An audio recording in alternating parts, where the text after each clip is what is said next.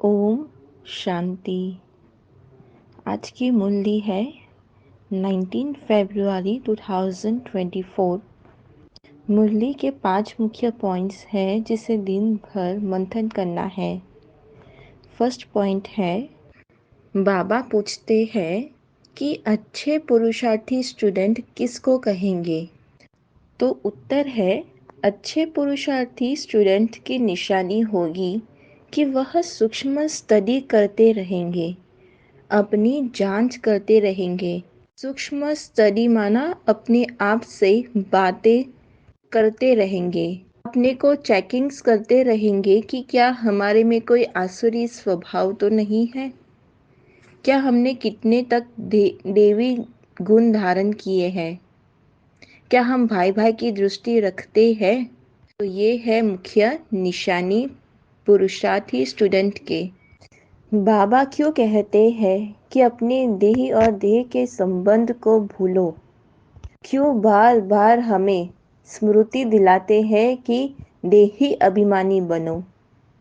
क्योंकि हमें नए पवित्र संबंध में, नई दुनिया में जाना है, तो उसके लिए पावन तो बनना पड़ेगा। पावन बनने बिगर हम अपने घर शांति धाम तो जा नहीं सकते। कल की मुर्री में था, का तो सजाए खाकर जाओ या फिर बाबा को याद करके अपने विकर्म को विनाश करो। बाबा कहते हैं सबको जाना है अपने घर, छोटे बड़े बूढ़े सभी को वापस ज़रूर जाना है। अपनी बैग बैगेज को समेटना है, अपनी मन बुद्धि को समेटना है। कोई भी व्यर्थ इस आत्मा रूपी चमक में कोई दाग ना आए, इसका ध्यान रखना है। जो पास होंगे वो बाबा के साथ साथ साथ चलेंगे। हमें ऐसे तैयार रहना है जो पिछादी के समय कोई भी याद ना आए, क्योंकि अगर अंत में बाबा याद आएंगे तो अंत मति सो गति होगी। वही स्मृति फिर हमारी स्थिति बन जाएगी। हम आसानी से अपना शरीर छोड़ सकते हैं, ऐसा प्रयास करना है।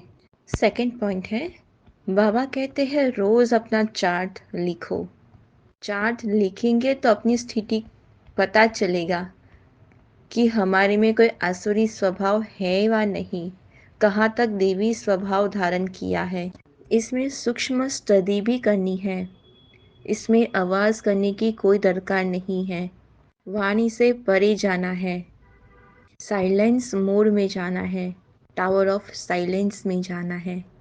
बाबा ने समझाया कि मनुष्य की गति क्या हो गई है। पावन बनने के लिए गंगा स्नान करने जाते हैं। भगवान को पत्थर ठिक्कर में समझ लिया है, तो कितना हम संपूर्ण विकारी बन गए हैं। तो बाबा आकर हमें संपूर्ण निर्विकारी बनाते हैं। तो बाबा कहते हैं संपूर्ण पवित्र बनना है तो बुद्धि योग से, अपने बुद्धि बल से बाबा को याद करते जाओ। अपने को आत्मा समझ बाबा को याद करने से ही हम विक्रमाजीत बनेंगे। थर्ड पॉइंट है, यह हिसाब किताब चुकतू करने का युग है। क्यों? क्योंकि ये कयामत का समय है, अंत का समय है, निर्विकारी बनने का युग है, बाबा का बनने का युग है। बाबा ने कलम दिया है तो उस लकीर को, भाग्य को खींचने का युग है। ये देवी गुण धारण करने का युग है। देवी गुण का भोजन, देवताओं का भोजन बहुत सूक्ष्म होता है। बाबा ने आज भोजन पर भी अटेंशन रखा है।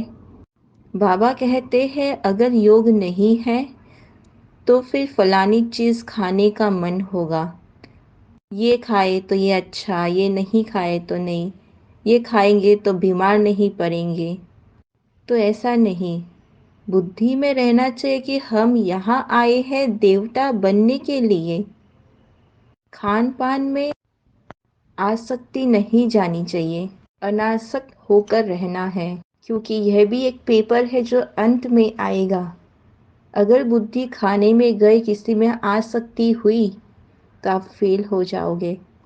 यदि बुद्धि खान पान में गई और तब आपकी अंतिम समय आ जाए तो आपकी स्थिति क्या होगी? तो बाबा की याद में शरीर को छोड़ना है। सतयुग में तो खान पान सब शुद्ध होता है, फर्स्ट क्लास होती है, तो हमें तैयार करनी चाहिए। स्वर्ग में जाने के लिए बाबा को याद करना है।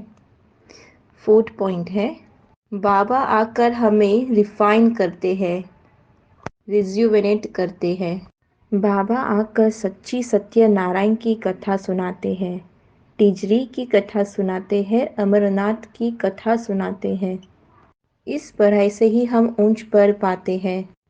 बाबा कहते हैं देही अभिमान है फर्स्ट, फिर है काम क्रोध। देही अभिमान में आने से ही अपनी वृत्ति खराब होती है। इसलिए बाप कहते हैं देही अभिमानी भव। दिन भर यही टाट लगा रहे कि हम आत्मा की शुद्धिकरण कैसे करें, कैसे अपनी आत्मा को प्योर बनाएं। मन के हर एक संकल्प को चेक करना है। कहीं ये मेरा संकल्प आत्मा के चमक रूपी में दाग तो नहीं पड़ रहा है? तो अपने आप को चेक करो। देवी देवता कैसे पूज्य थे, यहाँ हर एक मनुष्य पुजारी है। फिफ्थ पॉइंट है, अपनी जबान पर बहुत कंट्रोल रखना है। जबान चलाईमान नहीं होनी चाहिए, किसी के आगे बस ऐसे ही बोल दो। कल भी बाबा ने सुनाया था ना, short and sweet, follow father mother. बाप दादा हर एक बच्चे की विशेषता देखते हैं, चाहे संपूर्ण नहीं बने हैं, पुरुषार्थी हैं, लेकिन ऐसा एक भी बच्चा नहीं जिसमें कोई विशेषता ना हो। सबसे पहली विशेषता तो कोटों में कोई की लिस्ट में हो। बाप को पहचान कर मेरा बाबा कहना और अधिकारी बनना, ये भी बुद्धि की विशेषता है, परखने की शक्ति है ना। ये भी अपने परखने की शक्ति के अनुसार ही तो हम बाबा को जान पाए, तो ये भी एक विशेषता है। तो बाबा हमारे अवगुण को ना देख हमारी विशेषता को देखते हैं और मोटिवेट कर रहे हैं कि इस श्रेष्ठ शक्ति ने ही विशेष आत्मा बना दिया है। श्रेष्ठ भाग्य की रेखा खींचने का कलम है श्रेष्ठ कर्म। श्रेष्ठ कर्म ही श्रेष्ठ भाग्य बनाती है, इसलिए जितना चाहे उतना भाग्य बना लो, अब नहीं तो कब नहीं। जो भी करना है वो अब ही करना है, अभी से करना है। अच्छा, ओम शांति।